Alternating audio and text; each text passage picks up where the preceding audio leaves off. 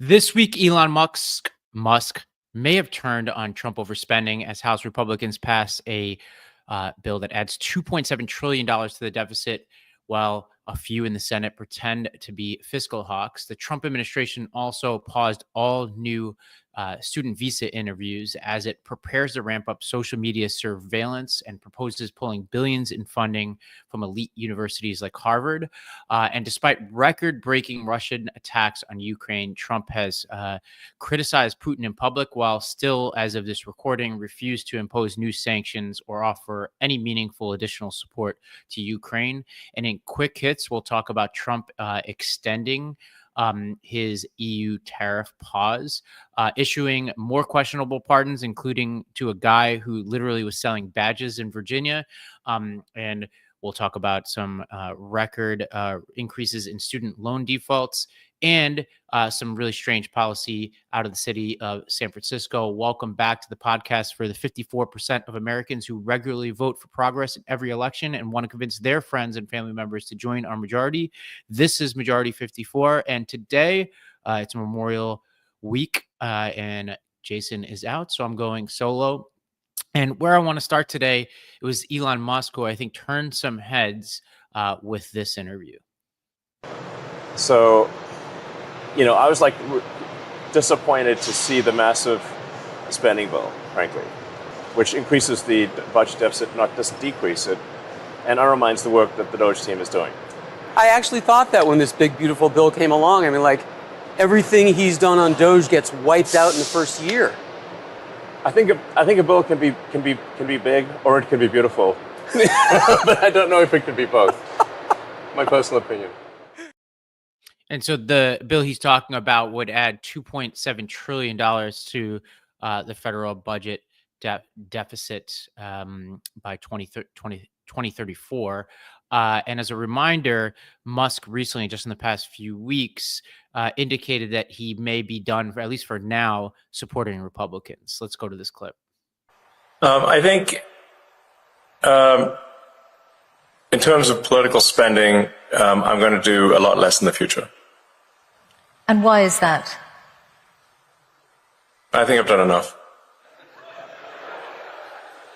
Is it because of blowback? Well, if I see a reason to do political spending in the future, I will do it. I do not currently see a reason. Okay. And what about?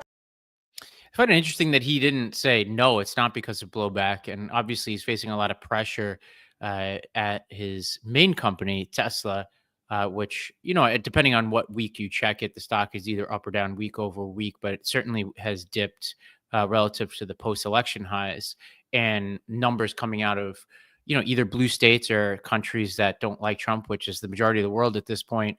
Those are really disappointing sales figures. So I think he's probably acting out of self-interest right now, which is, something that Jason and I have talked about for a long time. Like, for a lot of these figures, the one thing, and maybe not even this, that we could perhaps count on for them to change their behavior is if their pocketbooks were impacted. Meanwhile, the House passed that budget bill. It now goes to the Senate, where they're using reconciliation, so they only need 50 votes. And there are certain pretend fiscal hawks like Ron Johnson and Rick Scott who are reportedly pushing for deeper cuts. Presumably, the Senate would make some changes and send it back to the House, who would have to accept those changes, or some kind of negotiation would commence. Mike Johnson, the Speaker of the House, has indicated that he doesn't want any major changes to his bill, so it'll be interesting to watch that. Trump has said that he wants one big, beautiful bill on his desk by July 4th, and all in all, House bill, as I mentioned, would add a ton to the deficit as it's currently written. Jason and I talked more about what some of the policy implications of that bill were last week. Moody's, meanwhile, over the past few weeks, has downgraded the U.S.'s AAA rating and said it didn't expect Congress to produce material multi-year spending or deficit reductions. And as a reminder, you'll watch all these senators talking about fiscal responsibility, et cetera. After all of the sort of back and forth in the U.S. House, for example, all these fiscal hawks, et cetera, only 2 U.S. members of the House Republican caucus voted against that bill. And obviously there are a lot more Republican House members than there are Republican senators. Their whatever pretend ideologies they claim to have, and we'll go through their record in a second, the one thing that matters most to them is staying on Trump's good side. And Trump wants this bill. Trump doesn't seem to care about deficits at all. And I presume most, if not all of them, will fall in line. Now, we talked about Musk. There's a lot of reporting now that there could be potentially some kind of legislation heading to the Hill to codify Doge cuts. So in a statement on X, Speaker Johnson praised Musk and Doge and said that they did incredible work. He says they're eager to write a bill that would codify some cuts. Russell Vought, the director of the White House Office of Management and Budget, has said that the administration plans to propose a $9 billion package of Doge cuts that include cuts to foreign aid, the Corporation for Public Broadcasting, and NPR. Now, again, like if you're doing your math, $2.7 trillion versus $9 billion, I mean, we're talking about loose change here at this point. And obviously what I just described is more ideological, like they're targeting programs that they just don't like or they think are liberal instead of fiscal. Like it's not really any meaningful cuts. But what they count on is talking to the American public. When the American public hears billions, they think that's a lot. And without the help of journalistic outlets, which a lot of people just don't seem to trust anymore because of some work that those outlets did to discredit themselves, but more importantly, decades long effort to discredit credible, objective journalism. People now don't have somebody saying to them, hey, like this, actually $9 billion is not a lot when you talk about the federal deficit. You might just have podcasters out there quoting $9 billion and people think it's a big number. Now, as a reminder, when you're talking to your relatives, Democrats and Republicans have a pretty stark difference in their records, both on the economy and on the deficit. So this is from December 2024, so just a few months ago from Investopedia. Inflation-adjusted data from the U.S. Treasury Department and the Bureau of Labor Statistics would suggest that per term, Republican presidents have added slightly more to the debt than the Democratic presidents have. Looking at U.S. presidents from 1913 through the end of the federal fiscal year 2024, Republican presidents added about $1.4 trillion per four-year term, compared to $1.2 trillion added by Democrats. And when you move that window closer and closer and closer, it gets worse and worse and worse because of Bush's tax cuts, because of Bush's the two-front war in Afghanistan and Iraq, because of Trump's tax cuts. So Republicans have a much worse record more recently on the federal budget deficit, even though they claim to care about it and they run on this issue and they count on people not to really pay attention to their actual record. We're about to see it again, about to see it even worse in some ways. And Democrats also have a much better record on the economy. So since World War II, Democrats have seen job creation. This is from the Belfer Center. Democrats have seen job creation average 1.7% per year when in office versus 1% under the GOP. U.S. GDP has averaged a rate of growth of 4.23% per year under Democratic administrations versus 2.36% under Republicans, a 1.87% point difference, which is huge. And if one goes back even further, the difference grows even larger because you start to include Herbert Hoover. And I'll quote from this piece from the Belfer Center. The results are similar regardless whether one assigns responsibility for the first quarter of a president's term to him or his predecessor. So this idea that the first quarter is not you because you're dealing with whatever your predecessor did. Relatedly, the average Democratic presidential term has been in recession for one of its 16 quarters, whereas the average Republican terms has been 5 quarters. A startling difference. Now, here's the kicker here. The last 5 recessions all started while a Republican was in the White House. Reagan, George H.W. Bush, George W. Bush twice, and Trump. So the last 5 recessions happened while a Republican was in the White House. And the Belfer Center says the following. Readers can check out the chronology for themselves. The odds of getting that outcome by chance, if the true probability of a recession starting during a Democrat's presidency were equal to that of a Republican's presidency, would be 3.1%.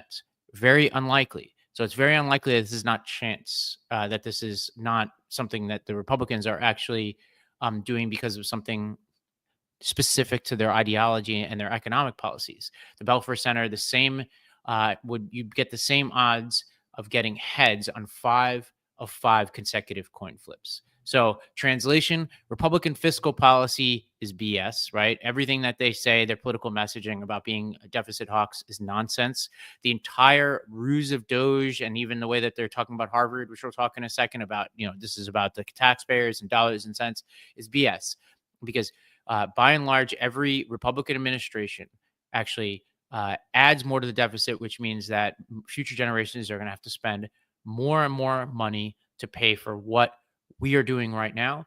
And Republicans have a series of economic policies that seem to dramatically increase the likelihood that we're going to head into a recession and that we'll have low GDP growth. So that is all things Doge and the economy. We also have this looming situation going on at Harvard. And Trump actually this morning in the Oval Office addressed the sort of series of controversies around his administration and Harvard. Let's go to this clip. Okay. Well, we're going to see. Look, Harvard has been a disaster. They've taken $5 billion plus. $5 billion. Nobody knew that they were making this cut. If we didn't do this, we would have never found this out, Pam. They're taking $5 billion. And I'd rather see that money go to trade schools. And by the way, they're totally anti-Semitic at Harvard, as you know, and some other colleges too, in all fairness to them.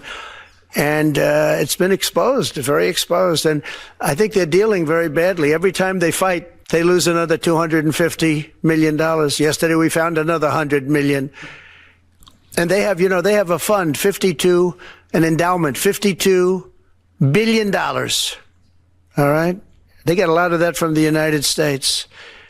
And I think it's ridiculous. I think everyone's coming up to me saying, we love the idea of trade schools with that kind of money and money from others, but money from them. You can have the best trade schools anywhere in the world. You give them to Iowa, Indiana, lots of good states, well-run states, and you give them the money. They can only be used for trade schools, and they'll teach people how to build motors and cars and AI. The AI, we're building plants, we're building hundreds of billions of dollars worth of AI plants, already started, many of them. We've never had a boom like we're having now. You're going to see it. The AI. But okay, a couple moves Trump is doing here. Again, as I mentioned before, he talks about billions of dollars like it's a lot of money when, as I mentioned, the legislation that he is jockeying for on the Hill would add $2.7 trillion to the national deficit in less than a decade. The second thing that he's doing here is creating a false choice. This idea that the money going to Harvard in some ways is mutually exclusive with money that would go to trade schools. If he sent a bill to the Hill tomorrow, you'd get 100% of voters on both sides of the aisle supporting increased funding to trade schools. So he's throwing out a bunch of nonsense here that has nothing to do with the controversy at issue. I'll come back to that in a second. There's a bigger issue here beyond Harvard. So new student visa interviews are on pause as the Trump administration weighs requiring foreign students applying to the U.S. to undergo social media vetting. And the Trump administration has been pretty clear on this. So, and this is a quote from the official communique on this: effective immediately in preparation for an expansion of required social media screening and vetting. Consular sections should not add any additional student or exchange visitor visa appointment capacity until further guidance is issued. So, we can come to predict here what's going to happen here, which is they're going to claim, and Rubio has done a little bit of this so far, that what they're doing is just trying to make sure that we don't let terrorist sympathizers and people who hate the American way of life into this country. What in reality is going to happen is if a student criticized Trump himself or criticized American foreign policy and, somebody who, either is pro-Ukraine and feels like Trump should be more pro-Ukraine or is pro-Palestinian or whatever, right? Or even like anti-tariff. Any of this kind of stuff is going to get flagged. And those people aren't going to come to the country, which means a lot of people aren't going to come to this country. And actually, a lot of people who have totally fine social media, but who are just worried because maybe they said some, relatively benign things, or maybe like back, during the racial justice protests of 2020, they were calling for, more diversity in whatever institution they were in or whatever. And you could start to go through your list of people around you. Like, okay, like if you think about all the people around you, even if you're a Republican, listen to this. And you're like, okay, has somebody around you criticized Trump? Well, actually, JD Vance has criticized Trump, right, in the past. He probably wouldn't have gotten a visa in this environment, as would a lot of his cabinet members, including Marco Rubio, right, who called Trump a threat to our democracy, right? So if that's the kind of language, right, the people around you, nobody would be able to be let into this country. And if this were another country, we would call it for what it is, which is an authoritarian move, right? Like, that would mean that you wouldn't be able to get a visa to study at Oxford in England because you were either pro or anti-Brexit, depending on who was in power, or like depending on the tariff issue, like you had an opinion about tariffs or how the UK or NATO handled that. So this is both embarrassing for our country and incredibly destructive. There is a tweet thread that I'll quote you from that just tells you a little bit of historical context here. So the tweet thread talks about a graph from John Brunner, which tells an important story that America's current dominance in science only began after the mid 1930s when persecuted scientists began fleeing universities in Germany and elsewhere and occupied Europe.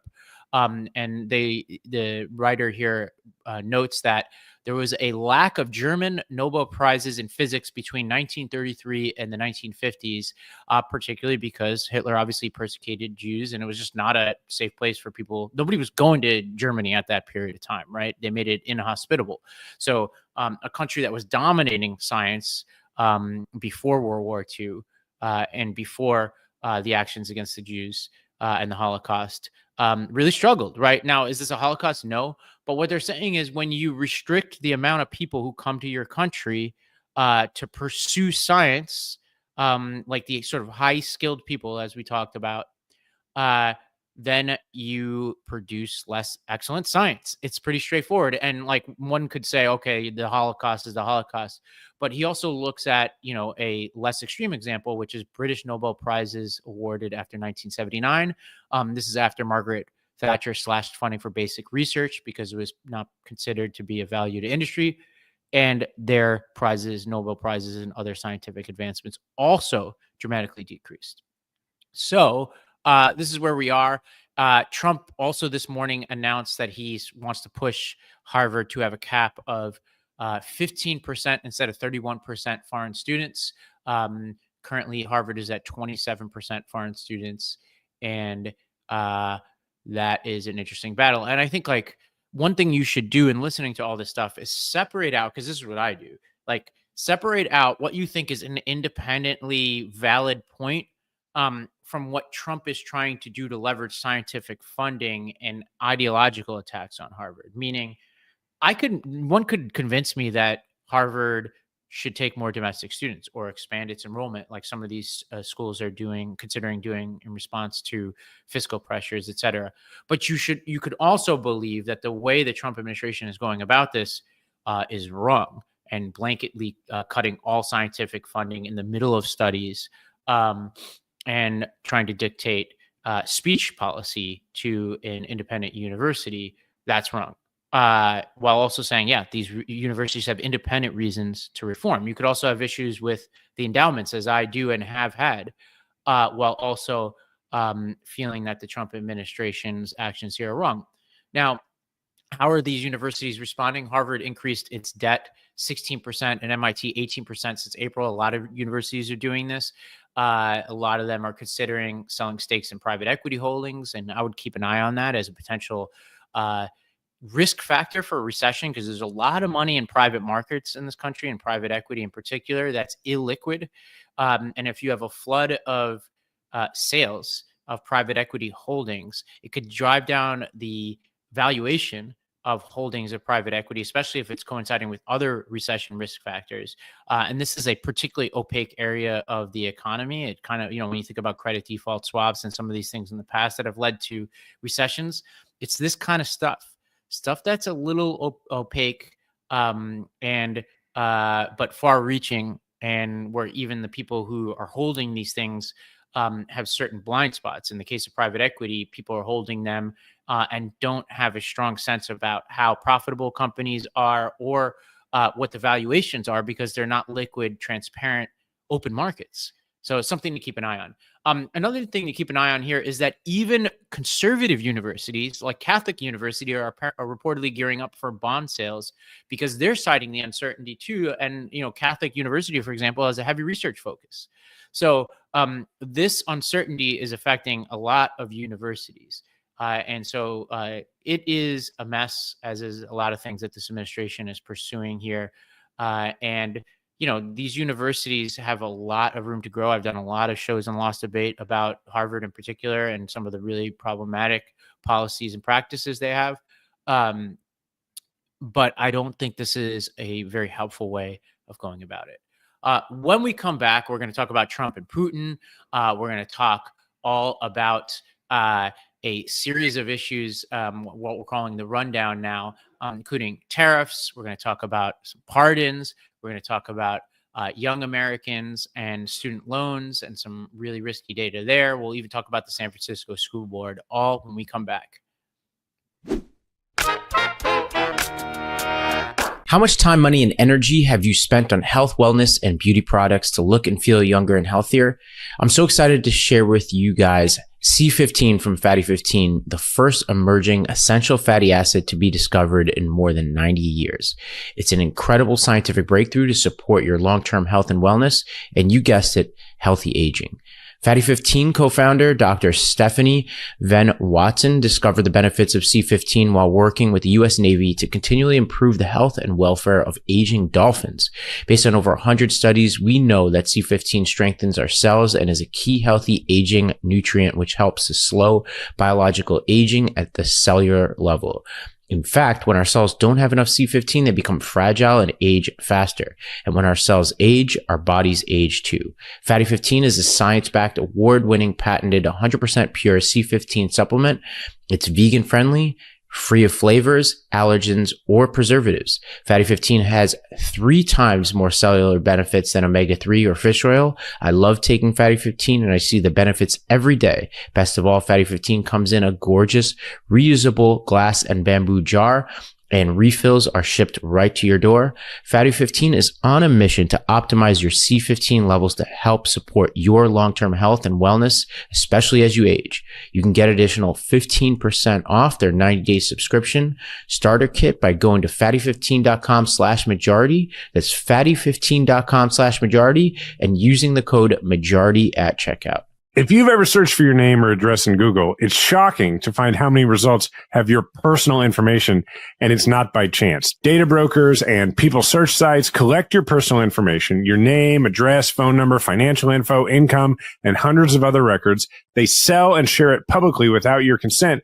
But Incogni is here to put an end to that. It hunts down these unethical sites and it gets your info removed from the places that expose your private information. You don't have to email anyone, fill out forms, or jump through hoops. They handle the entire process for you. Incogni also continuously monitors if your data is put back onto those databases, requesting repeated removals. This way, keeping them off it forever. So you get way less spam calls, spam emails, and you get more peace of mind. And best of all, you can cancel anytime, and they offer a 30-day money-back guarantee, so you can get it completely risk-free. Right now, you can get 60% off an annual plan by going to incogni.com and use code majority54. That's incogni.com/majority54 and use the code majority54 at checkout. Take your personal data back with Incogni. Get 60% off an annual plan at incogni.com/majority54 and use code majority54 at checkout. All right. If you're watching at home and you have not yet subscribed to the Majority 54 podcast, go to Spotify, Apple, wherever you get your podcasts, search Majority 54 and hit subscribe. And if you're a longtime listener, go there and give us 5 stars and write a nice review. That matters. Well, let's talk about Ukraine. Now, if you've been following this, you would have seen that late Sunday night and into Monday morning, Russia launched its largest drone and missile attacks on Ukraine since the start of its full-scale invasion in 2022. Ukraine's Air Force said Russia launched over 350 explosive drones and at least 9 cruise missiles in the attack, which followed a similar aerial assault one day earlier that killed at least 12 people. The string of attacks marks a setback as the U.S. and EU are trying to broker peace. Hours before the Monday morning attack, Trump criticized Putin in a post on Truth Social, so he must have had some intel there, saying, "I've always had a very good relationship with Vladimir Putin of Russia, but something has happened to him. He has gone absolutely crazy. He is needlessly killing a lot of people, and I'm not just talking about soldiers." Trump also criticized Zelensky, by the way, in that post. Russia's government has characterized the attacks as a response to Ukrainian strikes on its territory, which is pretty standard for them. Zelensky has characterized these as a deliberate strike on ordinary citizens. Putin is on the advance, and Russia is taking more and more territory. And so they like the trajectory of this war. They like how Trump has muddled the U.S. support for Ukraine and fractured the coalition in support of Ukraine, and up until recently has spent more time criticizing Zelensky than Putin. And even now, while he's criticizing Putin, he can't do it without also criticizing Zelensky, who's at the table for peace talks. All of that to say, this is part of a chaotic few months of Trump foreign policy. When he ran as the so-called anti-war president who was going to end all these wars, he said he was going to end the war, pretty much immediately. And also he said similar things about Gaza. Just a couple weeks ago, he says I think it was April 27th, he was asked about Ukraine, and he said in 2 weeks, we'll have a deal to end this war. And obviously it's been 2 weeks since then. You also have other things going on, right? Like Gaza's escalated. Israel also launched attacks in Yemen as part of their fight against the Houthis. You can add to that the chaos around tariffs and China, et cetera. This is a chaotic presidency for foreign policy, and this is a presidency that promised stability. Trump was asked in the Oval Office this morning what he was going to do about what Putin is doing here. President, you said having to do with Iran. We're having very good talks with Mr. President, you said yesterday that Putin is playing with fire. What will be the consequences for Russia if Russia continues? Well, I'm not going to tell you exactly, but the words speak pretty loud. We're not happy about that situation. I think we're doing very well with Iran. I think we're doing very well with Gaza, but we are doing very well with Iran, and I think we're going to see something very sensible, because there are only 2 outcomes. You know what the 2 outcomes is: a smart outcome and there's a violent outcome, and I don't think anybody wants to see the second. But I think we've made a lot of progress, and we'll see. They still have to agree to the final stages of a document, but I think you could be very well surprised what happens there, and it'd be a great thing for them. They could have a great country into the future. Yeah. He says nobody wants a violent outcome. Meanwhile, one of the parties invaded another country and seems to be escalating at every turn, including killing many, many civilians over the weekend. I think it's pretty clear that Putin wants the violent outcome. The other thing that's happening here is Trump is getting played, right? When he says we're going to get a document, we're going to get this and that, Putin is doing the age-old thing, which is kill this with process. So he pretends, he's not even pretending that much that he's even playing ball here on negotiations. But what he does is he just does just enough with these phone calls to Trump to be like, yeah, let's get a memorandum of understanding. And then they take forever to negotiate the memorandum of understanding. When I worked at the UN, this was standard, right? Like when you talk about Iran and North Korea and China, anytime there was a difficult negotiation, people would pretend like they wanted the same outcome as you, but it was just about process. And then it would just go on and on and on forever. So Trump is getting played there. He was also asked about his prior statements about how, like, when Biden was president, this wouldn't have happened, this war, and how he would square that with the escalation of the war while he is president. So let's go to this clip. Like when I see rockets being shot into cities, that's no good. We're not going to allow it. You've always said that the war never would have started if you were would have never happened, and it didn't happen. He doesn't seem willing to do anything that you want him to do. Do you still believe that he wouldn't have launched the war? No, we would have never had a war. We would have never had a war. If I were president, if the election weren't rigged, you wouldn't have had the war. You wouldn't have had the war. You wouldn't have had inflation. You wouldn't have had October 7th. That would have never happened because Iran was stone cold broke. They didn't have any money to give to Hamas or Hezbollah. You wouldn't have had that Afghanistan most embarrassing moment in the history of our country. You wouldn't have had it. Yeah, tough question for Trump, obviously. Now, I'm going to go through some takes from around the political spectrum, and I'll start with the right. So Rich Lowry, who's a conservative thinker, wrote in the New York Post that Trump is getting the Ukraine-Russia war all wrong, and he's making it even harder on himself. And here's a more extended quote. The man who instigated the war and who is the chief obstacle to peace is Vladimir Putin. Yet this enemy of the West, murderer of dissidents and serial perpetrator of wars of territorial aggrandizement, has never been subjected to the same U.S. pressure campaign as Ukrainian President Zelensky. One of Trump's advantages on the world stage is that he can make use of the madman theory, the idea that he's so unpredictable and potentially extreme that it's best not to displease him. Against type, Trump has been less the madman with Putin than the therapist. So long as Putin believes he's winning and holds all the cards, there's no reason for him to become more pliable. Trump and other administration officials have floated further economic measures against Russia, but these would probably be of limited utility.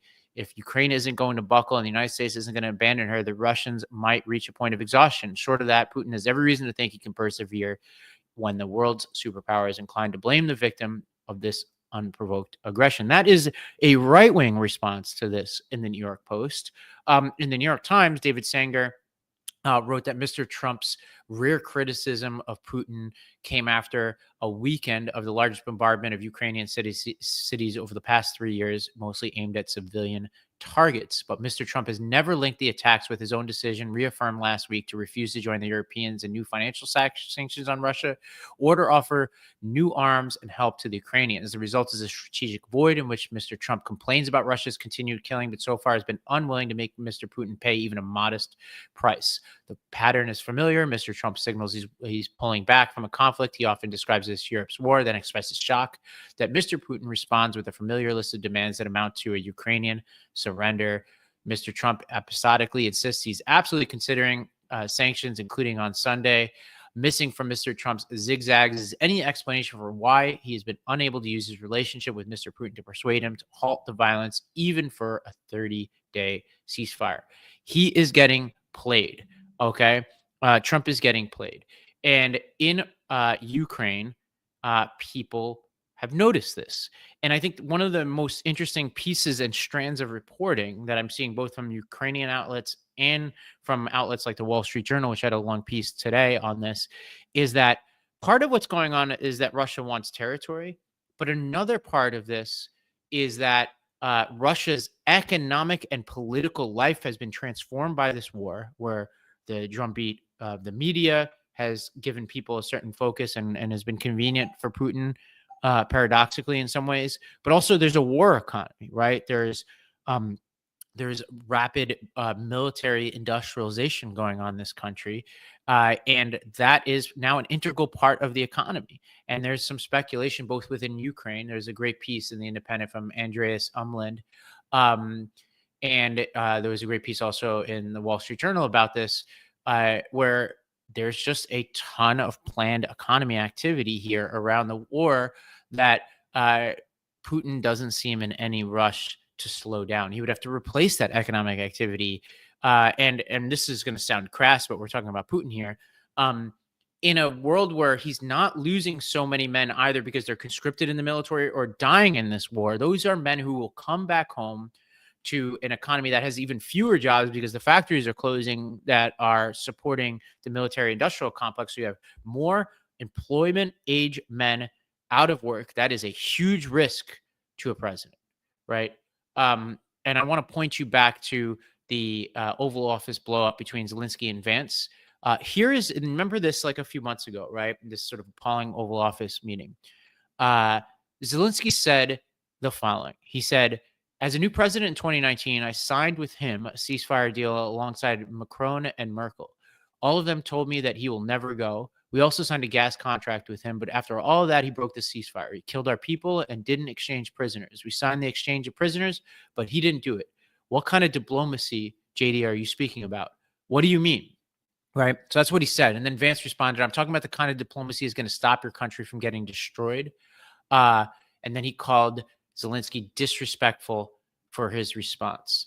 Now, from my friend Isaac Saul at Tangle, he wrote about this exchange. He said, after nearly 3 months, Trump's attempts at tough talk and diplomacy have achieved precisely nothing. And Zelensky's entire point that Vance could not describe what kind of diplomacy would stop Putin from murdering Ukrainians. And that point has been vindicated. Putin hasn't stopped. He's only gotten more aggressive. So a depressing state of events in Ukraine right now. The best we can hope for here is that Trump actually is like in some ways offended by this alpha battle that he's going on with Putin, that it defies in some ways our expectations about his relationship with Russia that have been built up over years and years and years, right? I know a lot of people like to talk about Russiagate like it was a hoax, and we could litigate that another time. But every step of the way, Trump has opted to be soft on this country that has caused a lot of havoc in their own backyard, and seems to think they can push around even Trump himself. And he has been a willing participant in that dynamic. And this week, there seems to be at least some evidence that maybe, just maybe, that dynamic could change. Not holding my breath, but I'm really hopeful and really want for the Ukrainians that Trump actually means something here and does something more significant and tangible. Even sanctions are not enough. So we need more here. We need military assistance, and we need a massive escalation. But we'll see. We'll probably know by next week how serious he is. When we come back, we're going to run through a bunch of other stories, including on tariffs, pardons, consumer confidence, and we'll talk a little bit about education policy and what your teens and kids are doing over the summer. All of this when we come back. Summer is full of big moments, weddings, vacations, and endless photos. But if you're dealing with hair thinning or shedding, showing up and being present in those moments might feel tough. Nutrafol takes a whole body approach to hair growth, working from the inside out. So the sooner you start, the sooner you'll be feeling confident and focusing on what matters most to you. You may have heard of Nutrafol's hair growth supplements and wondered, do they actually work? It's a fair question. Many hair supplements overpromise and underdeliver, but Nutrafol is different. As the #1 dermatologist-recommended hair growth supplement brand, it's trusted by over 1.5 million people and is clinically tested to deliver real results in just 3 to 6 months. Thinning hair is different for men and women, so a one-size-fits-all approach to hair growth doesn't cut it. Nutrafol has multiple formulas for men and women that are tailored to different life stages, such as postpartum or menopause, and lifestyle factors, such as a plant-based lifestyle, so you can get just what you need. Plus, users of Nutrafol Men reported no impact to sexual performance. Building a hair growth routine is easy. Order online, no prescription needed. Enjoy free shipping, automated deliveries, and up to 20% savings with a Nutrafol subscription. Plus, get free naturopathic doctor consults and a Headspace meditation membership. Start your hair growth journey with Nutrafol. For a limited time, Nutrafol is offering our listeners $10 off your first month subscription and free shipping when you go to Nutrafol.com and enter the promo code MAJORITY. Find out why Nutrafol is the best-selling hair growth supplement brand at Nutrafol.com, spelled Nutrafol.com, promo code MAJORITY. That's Nutrafol.com, promo code MAJORITY. All right, we'll run through some quick hits from around the spectrum. Number one, Trump extended the deadline to negotiate a trade deal with the European Union to July 9th. Trump previously said that he would increase tariffs on EU imports to 50% if a deal was not reached by June 1st. Just another piece of evidence that this tariff policy is chaos and that Trump is really not putting his back into actually negotiating real deals here. And that this is totally pointless. This whole process is pointless. It's just adding uncertainty to businesses who try to predict what the future is going to look like. And, you know, if you're importing from Europe or vice versa, this is just not helpful, right? It's just another extension. Second, we have some weird pardon activity. This has been going on pretty continuously from the Trump administration. It's worth paying attention to. One of those pardons was of Scott Howard Jenkins, who is a former Virginia sheriff convicted in 2024 of accepting over $75,000 in bribes in exchange for appointing businessmen to auxiliary positions from his department, essentially handing out badges for money. Now, that's not the worst pardon this week, though. There was this guy named Paul Walchek, who was set for prison and $4.4 million in restitution. He received a pardon, and in his pardon application, noted how much his mother had raised for Trump. And then she attended the $1 million per person dinner with the president. And then 3 weeks later, a full pardon. So you got corruption in plain sight. A couple of other quick hit items here. The Conference Board's rating of U.S. consumer confidence recorded its largest monthly gain in 4 years, exceeding economists' estimates. And I mentioned that because I've talked a lot about what I think is a recession risk, which I predicted coming into this year. And there's been a lot of data on that front. So I don't want to make sure I hide any data that is counter to what my prediction is. So that is good news, for those of us who want the economy to rebound.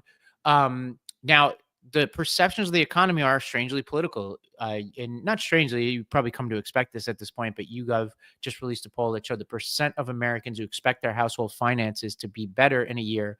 56% of the GOP are optimistic and 17% of Democrats are. So this is part of a pattern, right?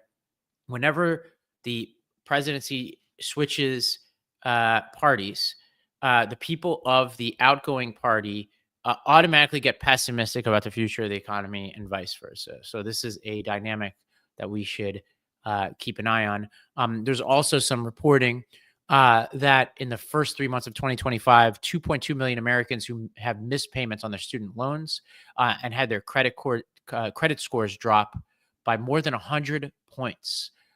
This is about the same amount as the penalty for a personal bankruptcy filing. That is a lot of people, 2.2 million people who have had a significant hit to their credit scores and have not made payments.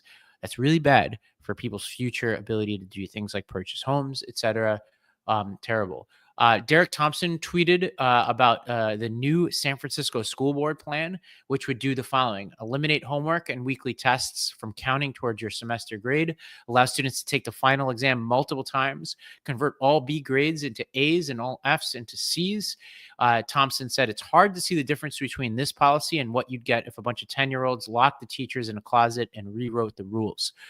This is a problem, right? So this podcast is listened to mostly by Democrats. And one of the reasons why we have been easy targets is because in some of our cities, we have baffling policies like this in San Francisco. And I did a couple years ago, I did a whole narrative podcast about this very school board, the San Francisco school board. And I called it the worst school board in America. And it was all about how they dragged their feet to reopen schools later than all other cities pretty much in the country. And at the same time, we're holding these school board meetings about changing the names of schools. And one of the debates they had was they wanted to take Dianne Feinstein's name and Abraham Lincoln's name off of schools because they weren't like sufficiently woke or whatever. Meanwhile, kids were showing up to the school board saying, open the school. I don't care what it's called. I want to go to school. And so this is a problem. I thought we've purged this lunacy from the party. Apparently we haven't. If you live in San Francisco, you should call up your school board member and say, what the heck are you doing? If this is the policy of your local school board, those are expensive houses in San Francisco. It is an expensive city to live in.